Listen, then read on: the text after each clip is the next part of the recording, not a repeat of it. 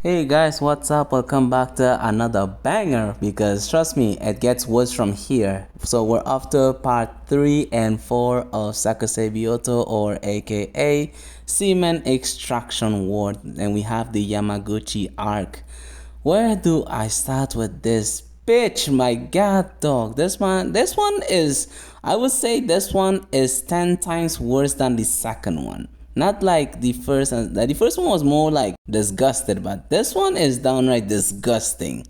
So without further ado, let's get right into the context of this video, right? So we pull up on number 3, which is Yamaguchi, and she has a fucking taser. I cannot make this up. And she just like shocks his balls to get him off, which is crazy to me. So we started off with this scene where she just like sits on top of him while using the taser at low voltage, right? And if you think that's bad, wait till it gets worse. So she just used the basics, uses her hands and feet, and then at the beginning of this scene also, which is weird, we see her like with a power drill, and the power drill contains something purple in, which is like weird, right? But no, it's a flashlight. What it seemed like, and it's like she have it like hooked onto the power drill, right? And what she does is unthinkable, right? And whilst we have Yamada thinking back about the previous nurses who was assigned to him, and he was like a bit like aroused by it, right, because of the situation. So she pops up on him and she's like, listen, I got a little surprise for you, little nigga. And he's like, what? All you hear is sweet, and I'm like, hey, what the fuck? I'm like, this bitch is crazy. She uses the power drill, drills it out to his schlong, and starts to like twirl. The whole thing went crazy. And homie was losing his fucking mind at that point. I'm just gonna play the clip as well because this trust me, it's gonna be out of pocket. It got so messy to the point where he's literally like buckets.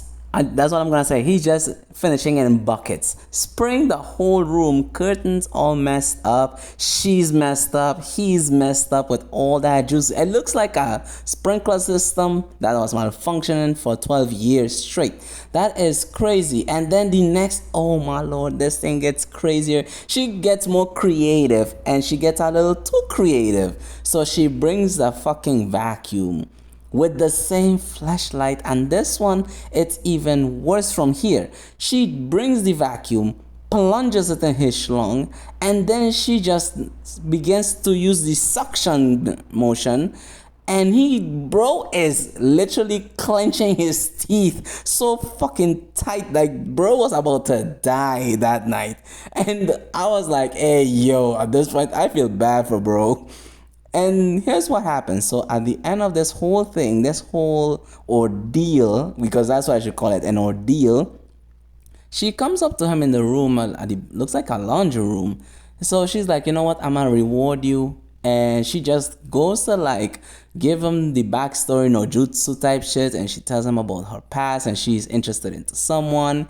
And then he hugs her and he's like, well, listen, I would like to let you know that you should start to treat people with kindness, and who knows, maybe the boy you're interested in may like you. She starts to go off on this little nigga and starts to slap him, beat the shit out of him, and oh my goodness, while she's beating the hell out of him, bro gets instantly rock hard, like stiff. And yeah, he finishes inside of her. And this is where we ended all off with this arc. And bro was like hella sick about the situation. Bro thought he was gonna die. And this is the worst thing. The worst thing is about to happen.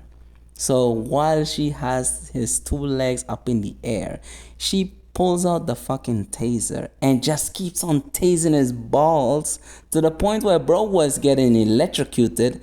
I don't know what's worse at this point.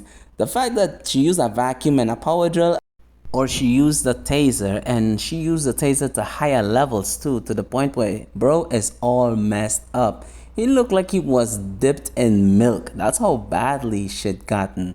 Now that ends part 3, and now we're on to number 4. Number 4, the fourth nurse seems to be a bit more like laid back and more casual. Now this is where I'm gonna explain to you the level of thief headness, if that's a word, that it happens here, right? So on the 4th episode, we see Hiramatsu arc. The Hiramatsu arc, not gonna lie, she's probably the most attractive of all the nurses. She's probably like the second or third most attractive nurse out there, but she's not like the hellish type. Not like the first, I wouldn't say the first 3. I wouldn't say she's compared to this one, she's an angel compared to the first 3. But the first one was actually a little more decent, although she was giving him some nasty ass looks. But nonetheless, she goes on to treat him, and she's very fucking lazy. That's my biggest problem with her. She's just so damn lazy that it's crazy. So she sits on top of him, does the treatment, uses her duties to finish him off. And she's, mind you, she's playing games on her phone. I could imagine it's a COD mobile she's playing. And she's like, are you done yet, little nigga? Like, damn, like, hurry up, man, damn. And, well, the next what happens, he was having the time of his fucking life at that point. So he goes on to trying to wake her up, and he's like, Hiramatsu, wake up, wake your ass up, bitch.